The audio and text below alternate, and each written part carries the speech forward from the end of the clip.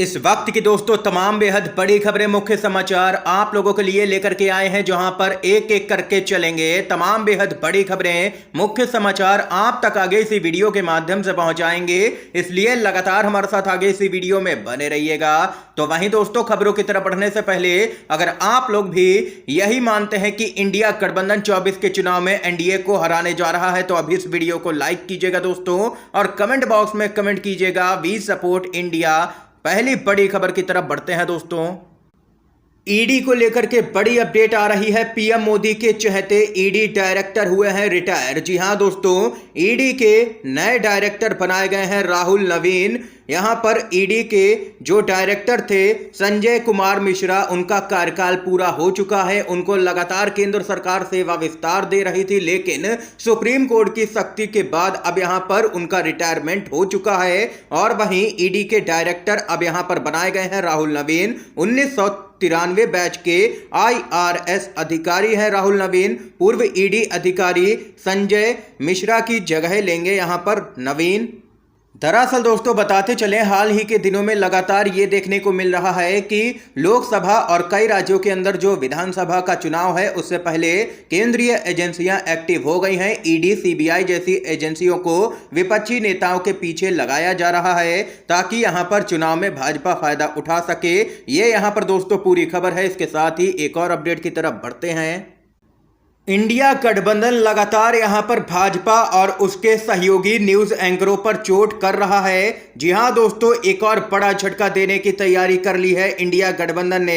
हाल ही में इंडिया गठबंधन ने यहां पर बताते चले 14 नफरती न्यूज एंकरों का बहिष्कार करने का ऐलान किया था। और इन सब के बीच में एक और बड़ी खबर आ रही है कि न्यूज एंकर्स के बायकॉट की दूसरी लिस्ट भी जल्द ही होगी जारी। 14 के बाद और कई न्यूज एंकर्स का बायकॉट करेगा इंडिया गठबंधन। बहिष्कार होने वाले एंकर्स की दूसरी लिस्ट जल्द ही जारी होने जा रही है। और वहीं इंडिया गठबंधन के इस फैसले के बाद भाजपा यहां पर पूरी तरह से बौखलाई हुई नजर आ रही है। बताते चले, यहां पर अब भाजपा को लोकतंत्र याद आ रहा है, और उसके जो यहां पर समर्थक हैं, जो न्यूज चैनल के एंकर, वो उनको भी अब लोकतंत्र याद आ रहा है। 9 सालों में मोदी से एक भी सवाल नहीं पूछने वाले एंकर कह रहे हैं कि हम सवाल पूछ रहे थे, इसलिए हमारा बहिष्कार किया गया। अब आप लोग ही बताइए, ना तो विपक्ष सत्ता में है, ना तो विपक्ष के पास ईडी, सीबीआई और आईटी जैसी एजेंसियां हैं, ना ही विपक्ष के पास बहुमत है, लेकिन फिर भी गोदी मीडिया सवाल विपक्ष से ही पूछेगी। पीएम मोदी से कोई सवाल नहीं, केंद्र सरकार से कोई सवाल नहीं। ये यहां पर खबर है दोस्तों। कमेंट बॉक्स में कमेंट जरूर कीजिएगा #बायकॉट गोदी मीडिया। एक और बड़ी खबर आ रही है।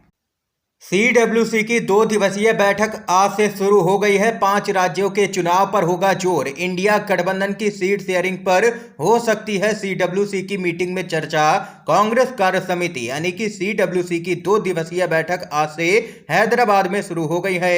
आज यहां पर जो बैठक हो रही है, इस बैठक में पार्टी के अध्यक्ष मल्लिकार्जुन खड़गे के साथ में ही सोनिया गांधी, राहुल गांधी और प्रियंका गांधी भी शामिल हो गए हैं। इस मीटिंग में तेलंगाना समेत 5 राज्यों में होने वाले विधानसभा चुनावों पर चर्चा की जा रही है, और इसके लिए रणनीति भी बनाई जा रही है। और वहीं हैदराबाद में पार्टी विजय रैली निकालेगी और तेलंगाना के लिए 5 गारंटियों की घोषणा भी करेगी।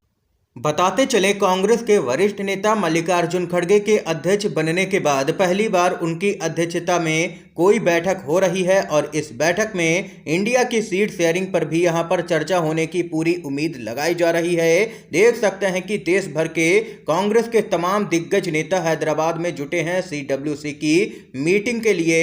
ये यहां पर खबर है दोस्तों। एक और अपडेट की तरफ बढ़ते हैं।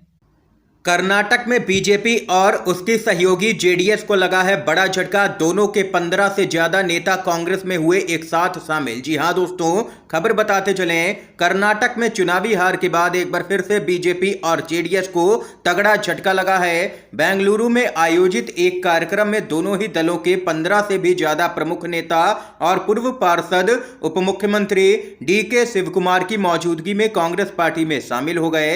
यह समारोह कांग्रेस कार्यालय के भारत जोड़ो सभागार में आयोजित किया गया।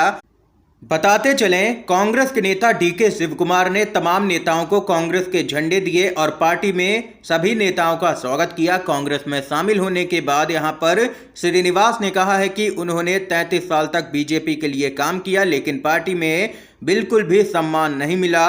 अब हम कांग्रेस को लगातार मजबूत करने का काम करेंगे।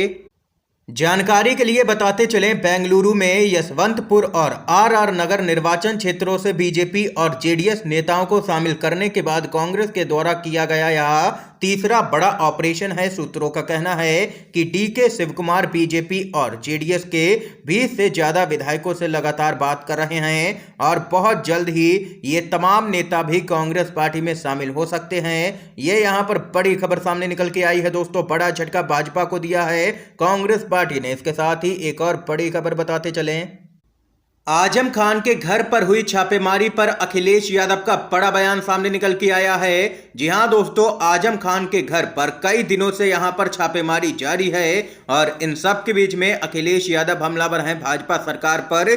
और अखिलेश यादव ने एक बड़ा बयान दिया है जिसमें अखिलेश यादव ने कहा है कि वक्त नहीं लगता, वक्त बदल जाने में, तख्त के पलट जाने में 3 दिन बाद जाकर के आजम खान के यहां छापे खत्म हुए हैं। लोगों को समझ आ गया है कि उनके साथ क्या हो रहा है। इस सरकार की तरफ से लगातार विपक्षी नेताओं को परेशान किया जा रहा है और अखिलेश यादव ने तो इशारों ही इशारों में कह भी दिया है कि सरकार बदलने में देर नहीं लगती है। ये भाजपा वाले ना भूलें, आज वे सत्ता में हैं, कल को हम सत्ता में आएंगे, फिर यही ईडी, सीबीआई और इनकम टैक्स होंगी और फिर वो भाजपा के नेताओं पर छापे मारेंगी। ये यहाँ पर खबर है दोस्तों। एक और अपडेट की तरफ बढ़ते हैं।